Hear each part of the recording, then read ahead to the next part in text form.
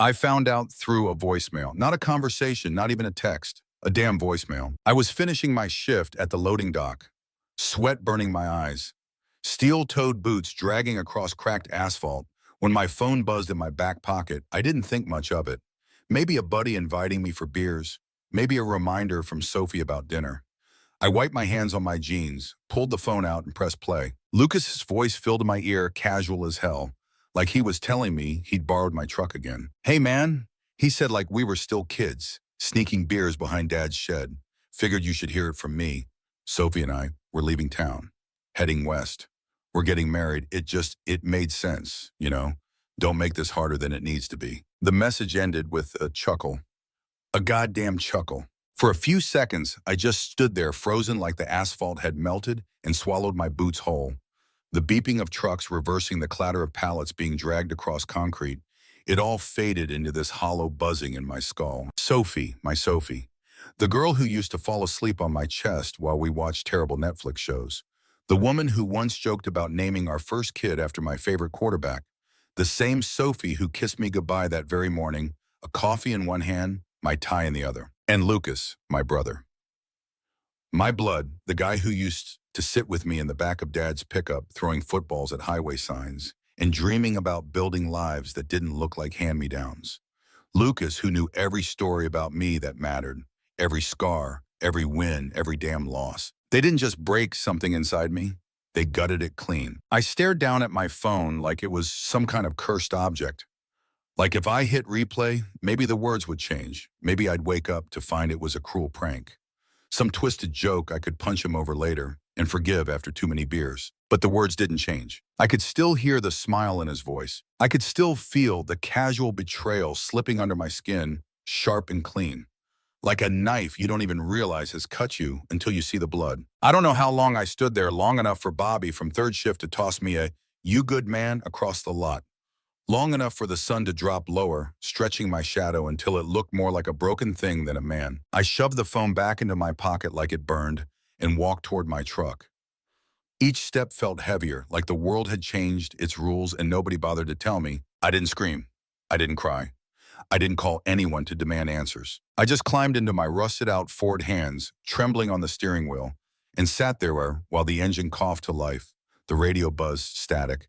I didn't bother changing the station. I didn't even put the truck in gear. I just sat, listening to that one goddamn message over and over until even Lucas's voice felt like something foreign, something poisonous. They left. They chose each other. And they didn't even have the decency to tell me to my face. If there's a moment your life cleaves into, a before and an after mine was right there alone, in a parking lot with the smell of diesel in my nose and betrayal curdling in my gut. And I knew as sure as I knew anything that nothing I built with either of them had been real. It was all just scaffolding around a collapse that had been coming for a long, long time. And now it was here. I didn't go home right away. Instead, I drove aimlessly, the roads blurring into one endless strip of bad lighting and potholes. Gas stations, chain diners, rundown motels. They all slid past my window without registering. My hands stayed locked at 10 and 2, knuckles whitening, breath shallow, the kind of breathing you do when you're trying not to throw up. The world outside looked normal. Friday night football crowds packed into greasy burger joints, high school kids in Letterman jackets flirting badly in parking lots.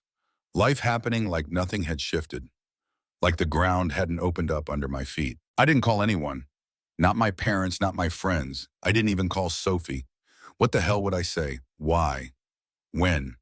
Was any of it real? No, I kept driving. Engine humming low under the weight of everything I wasn't saying. Somewhere after midnight, I pulled into a 24-hour laundromat. Not because I had clothes to wash. Not because I needed quarters. Because it was bright. Because it was empty. Because it gave me somewhere to sit without questions. I parked crooked across two spaces, killed the headlights, and sat there, watching the yellow light pool across the cracked tile floors inside. And an old man dozed in a plastic chair by the dryer's cap pulled down low over his face. A no loitering sign hung crooked above the vending machines, ignored by everyone and everything. I pulled the keys out of the ignition and tossed them into the passenger's seat. They landed with a hollow clink against the cheap plastic, a sound way too loud in the silence. That's when I realized I hadn't blinked in what felt like hours. My eyes burned, but no tears came. My body understood something my brain hadn't caught up to yet. There was no fixing this. No confrontation, no dramatic showdown. The punch had already landed. All that was left was standing up and figuring out what bones had broken. I leaned back against the seat, staring up through the cracked windshield at the stars, or at least where the stars should have been. City light drowned out most of them, leaving a muddy black sky that looked as empty as I felt. I thought about the things left behind: Sophie's coffee cup, still sitting in the sink, her denim jacket tossed over the couch, the old Polaroid we stuck to the fridge, the one from the county fair when we were too broke to win anything but too stubborn to leave without a picture. She didn't even bother to take it with her. I pictured Lucas's stupid grin, the one he always flashed when he got his way. The way he could spin a story, make you doubt your own damn instincts. He'd always been the golden boy, the fast talker, the heartbreaker, everyone still rooted for. And me, I was the safe bet, the fallback plan, the solid brother who never made waves. Until now, I rolled the window down a crack, let the sharp bite of the October air flood the cab. It smelled like wet concrete and burning leaves, like every fall evening of my childhood, back when betrayal was just a word you heard in movies. I didn't curse. I didn't punch the dashboard. I didn't even shift in my seat. I just sat there letting the cold creep into my bones, listening to the steady thrum of the laundromat dryers, the distant wail of a siren somewhere too far away to matter. I wasn't ready to move yet. I wasn't ready to think about what tomorrow was supposed to look like. Tonight wasn't for action. Tonight was for absorbing the hit, for feeling it echo in every hollow part of me, for letting the silence say all the things I didn't have words for. And somewhere deep down, under all the raw edges and empty spaces, something inside me shifted. It wasn't rage, not yet. It was something colder, something sharper, something that wasn't going to ask for answers, something that would find them on its own. The strange part is I didn't think about the betrayal. First, I thought about pancakes. She used to make them on Sundays, thick, uneven stacks, always slightly burned at the edges. Sophie wasn't much of a cook, but she tried. She'd hum off-key to some old Fleetwood Mac track playing in the background, barefoot hair, up syrup in one hand, and my mug in the other. She always handed me the coffee first. I don't know why that moment hit me in the middle of a dark parking lot, but it did. I could almost smell the burnt batter and that citrus hand lotion she liked. Could almost see her biting her lip while trying to flip the pancake too early, cursing softly under her breath when it tore. It's weird how the quiet memories hurt more than the loud ones. And once the first memory cracked through, the rest followed like water breaking through a dam. Like the time we slow danced in the living room to no music. Just her head on my shoulder and her fingers tracing the back of my neck. I remember thinking I could do this forever. And I meant it. I was that guy stupidly. Loyal, grounded. Maybe a little boring, but steady. The guy who showed up. The guy who stayed. But now I can't help but wonder, was she already slipping away then? Was her body leaning into mine while her mind drifted toward him? The next memory was worse, not painful in the romantic sense, more confusing. Lucas and I used to share a room growing up. Twin beds, 2 posters on the wall. Mine was of Michael Jordan. His was James Dean. That should have told me everything I wanted. Greatness. He wanted to be adored. He'd sneak out through the window at 16 chasing girls and parties while I stayed in studying. Keeping the secret for him, when Mom asked, I thought it was loyalty. He probably thought it was weakness. There was this one night years ago, I had just started dating Sophie. Lucas came over to watch a game, and when she went to grab drinks from the kitchen, he leaned over and said, half laughing, "You sure she's not a little out of your league?" I remember laughing too, just to keep it light. But it stuck, the way he said it, like he knew something I didn't. I told myself he was just being a jerk, like always. But now I see it for what it was, a warning in plain sight. Looking back, the signs weren't hiding. They were just layered under routine camouflage by habit. The way Sophie flinched when Lucas joked about our apartment being a starter kit for mediocrity. The way her eyes lingered a second too long when he talked like she was deciphering something I couldn't read. I ignored all of it. Chalked it up to old patterns, brotherly teasing, long days. I figured trust was enough, that being decent would earn me some kind of immunity from betrayal. Turns out, decency's just a polite way to make yourself a target. And the worst part, there wasn't a moment, a single moment, when either of them paused to consider how I'd feel. Like I was an extra in my own life, a background character to their storyline. I thought we were building something real. Thought I had a partner, thought I had a brother. But what I really had was front row seats to a slow motion exit. I just didn't know it yet. Now I do. And every time I remember one of those soft, warm memories, it doesn't make me miss them. It makes me furious that I let myself believe any of it meant something to them. It didn't happen all at once. The erosion started quietly like a draft slipping through a cracked window. You don't notice it at first, just a shift in the air, something a little colder than it should be. She began checking her reflection more often. Not in that casual, everyday way. This was different, intentional, calculated. I'd catch her standing in front of the hallway mirror, turning slightly, adjusting her blouse, biting her lip like she was seeing herself through someone else's eyes. And then she'd glance toward the door, not toward me. At first, I told myself she was just trying to feel better. Everyone wants to look sharp. Hell, maybe I should have taken it as a cue to clean myself up a bit. But it wasn't about her. It was about who she was preparing for. Then there were the phone calls, too short or too long, never in between. If it rang, she'd step outside or into the bedroom. Always with that fake light voice like she was selling Girl Scout cookies to a stranger. I made the mistake of asking once, just once, who she was talking to. She smiled. Maya, she said. She's going through it. I nodded, didn't press. A week later, I ran into Maya at a gas station. She asked how Sophie was doing, said she hadn't heard from her in months. That's when I knew, but I didn't confront her, not then. Something in me had already gone quiet, like a man watching rain leak from a ceiling, tile knowing the roof's about to collapse, but still sitting in the chair beneath it. The scent changed too. She started wearing something new, spicy, expensive. Nothing like the lavender stuff she used to spritz before work. I asked about it, casual as hell, trying to sound curious. She shrugged, just a sample from a friend. She never wore it around me again, but I found the bottle 2 weeks later, tucked into the glove compartment of her car, next to a receipt from a steakhouse I'd never heard of, table for two. I could have asked about it, could have stormed in, started a fight, demanded answers, but I didn't. I just stared at the slip of paper in my hand like it was written in a language I'd never learned. Then there was Lucas. He started showing up more often. Not that he was ever scarce, but this was different. Uninvited visits, midweek drop-ins. Always when I wasn't home, and every time I came back, he had that same smirk. Kind you wear when you have gotten away with something you shouldn't have done in the first place. Sophie barely looked up when I walked through the door anymore. Some nights she'd already be asleep. Other nights she'd pretend I knew the difference. Her breathing was too shallow, too staged. She was a terrible actress when she was nervous. The worst part wasn't the perfume or the lies, or even my brother's shadow looming closer each day. It was the silence, the way everything between us became a blank page no one wanted to write on. Our conversations shrank into logistics, groceries, bills, schedules. No touch, no spark, just static. I'd reach for her hand at the movies and find it cold, motionless like a prop. Something was dying. Not fast, not loud, just fading, like the color draining from an old photograph. And still I said nothing. I told myself maybe it was a phase. Maybe stress was pulling us apart. Maybe I was overthinking. But deep down, I wasn't confused. I was just scared to admit what I already knew. The storm had started, and I was the only one pretending it wasn't raining. There's a moment when the pretending stops, not because someone confesses, not because you catch them red-handed. It ends when the illusion just runs out of room, when the performance gets sloppy and the silence turns into strategy. That moment came for me on a Tuesday morning. She was brushing her hair in front of the vanity, humming some old tune she didn't even like.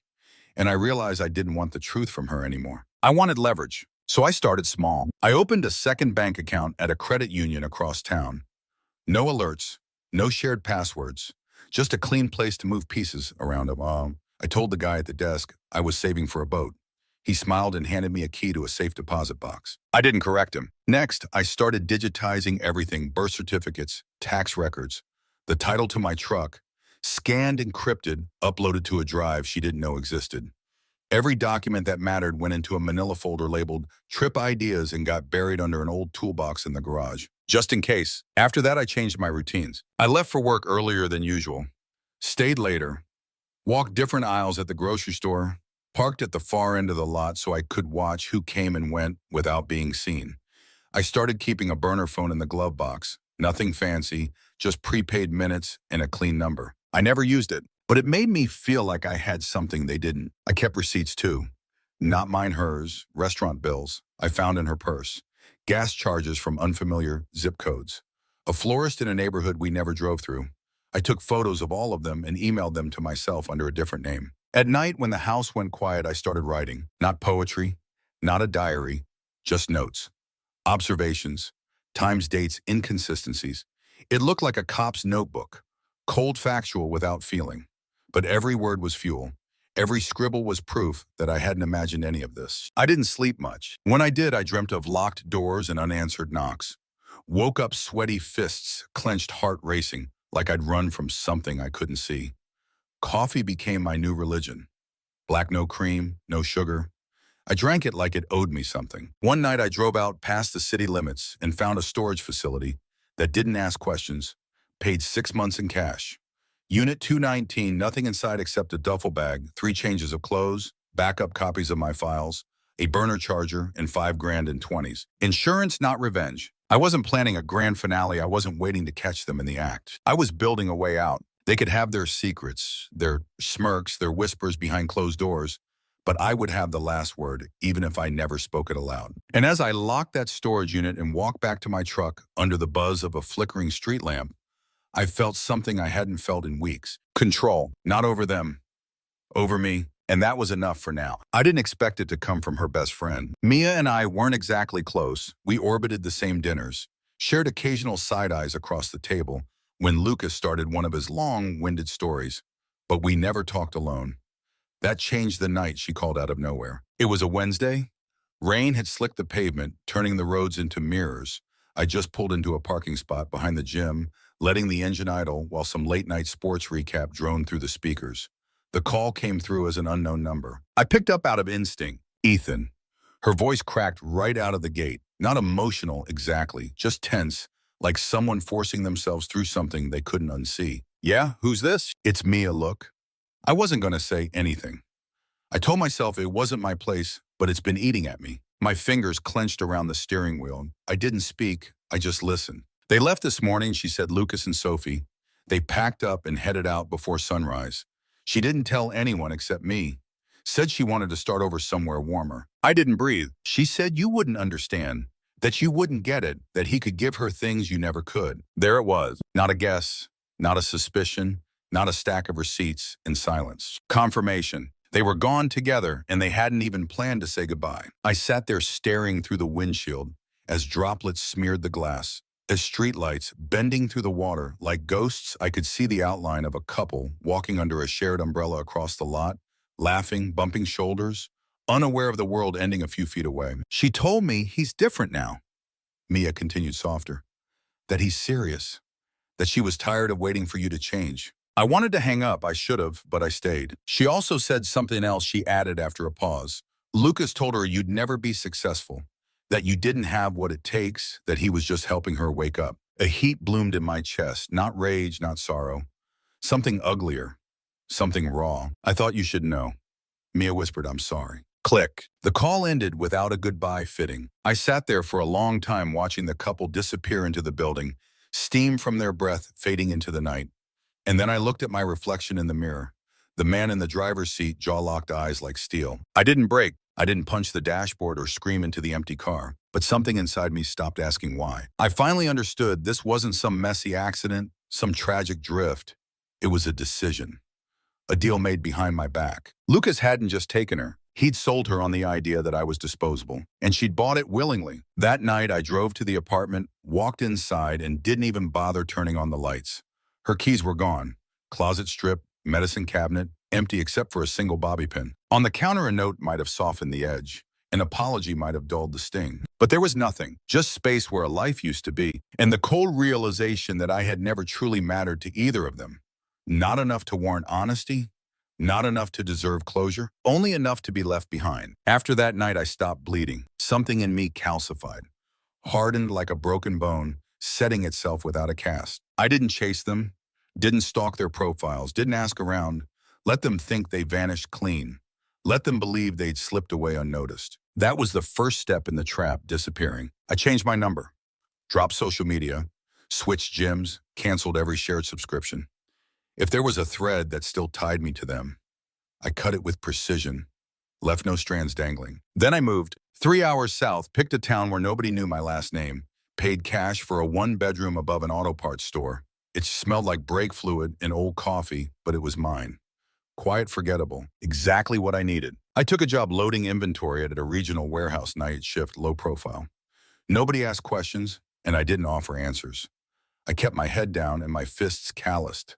Learned how to disappear in plain sight. But every free minute became a weapon. While the rest of the crew smoked out back or crashed in their trucks, I stayed up watching lectures burning through finance, podcasts, coding tutorials, strategy breakdowns. I read everything I could get my hands on. Business, behavioral psychology, negotiation, leadership structure. I wasn't learning for a degree. I was learning how to be dangerous. One night, a guy named Rick noticed the books I was reading during break. He managed a small logistics startup and invited me to a seminar in the city, said it wasn't fancy, but the right people sometimes showed up. I said I'd think about it. Then I went out and bought a suit. It wasn't much navy off the rack, but it fit well enough, and I knew how to carry myself.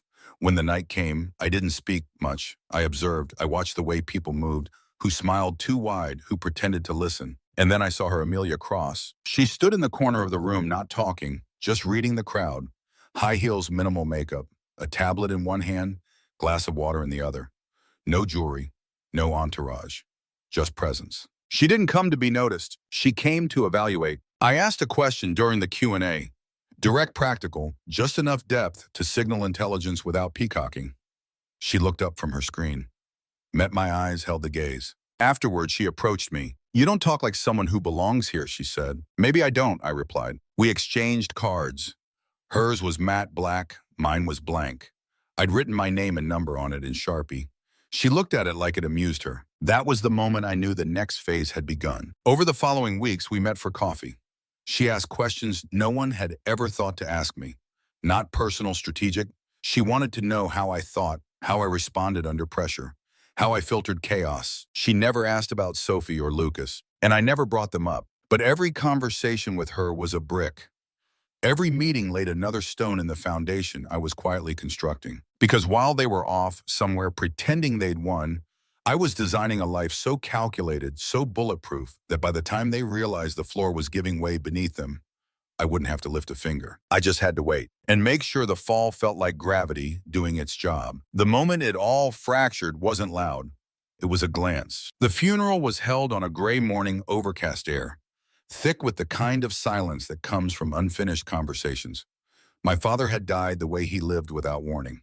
No goodbyes, no apologies, just absence. I arrived first, wore a charcoal suit that fit like it had been waiting for this day. Simple, clean, no fanfare. I stood near the casket, nodding politely as people murmured recycled condolences. Most of them didn't know him. They were there to be seen, to say they'd shown up. I wasn't there for grief. I was there for closure. Lucas showed up late, of course. Couldn't resist an entrance navy suit too tight in the shoulders, a wristwatch too shiny for a man who never earned it. He moved through the room like he owned the floor.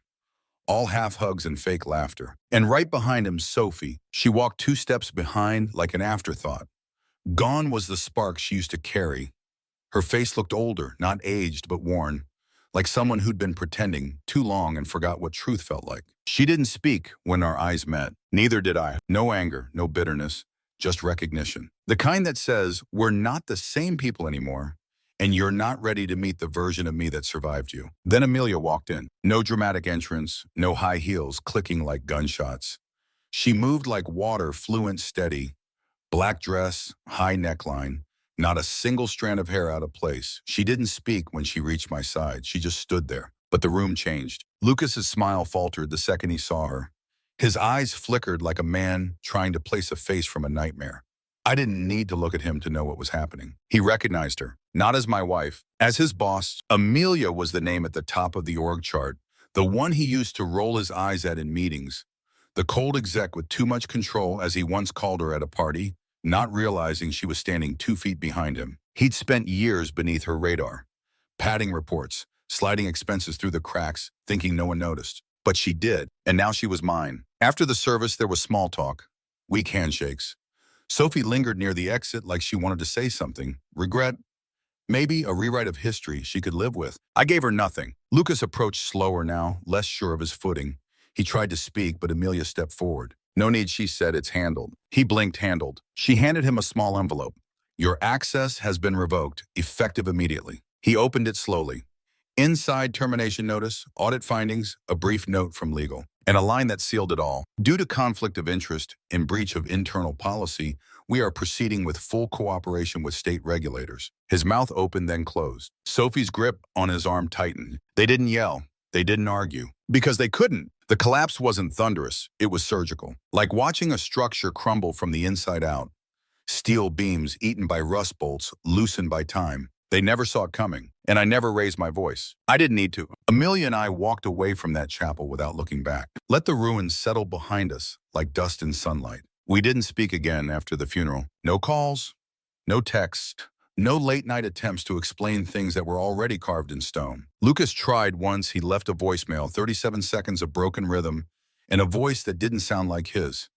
He started with my name, paused, then stammered out something about how things had gotten out of hand. Then came the line he thought would pull me back in. We're still family. I deleted it before it finished, because that word meant something to me.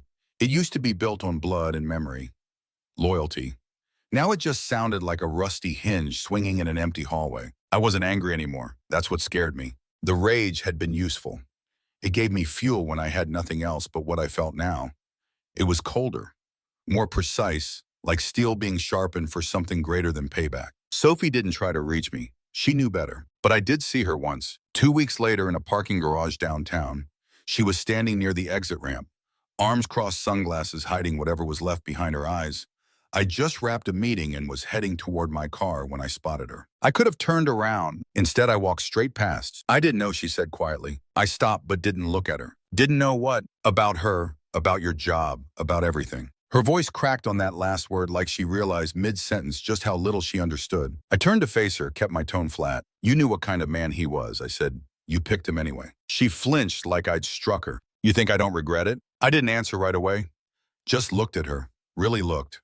All the makeup in the world couldn't hide the wear behind her posture. She looked like someone haunted by choices she couldn't outrun. Regret, I said, is just guilt dressed up for sympathy. Then I walked away. No hesitation. No backward glance. That was the end.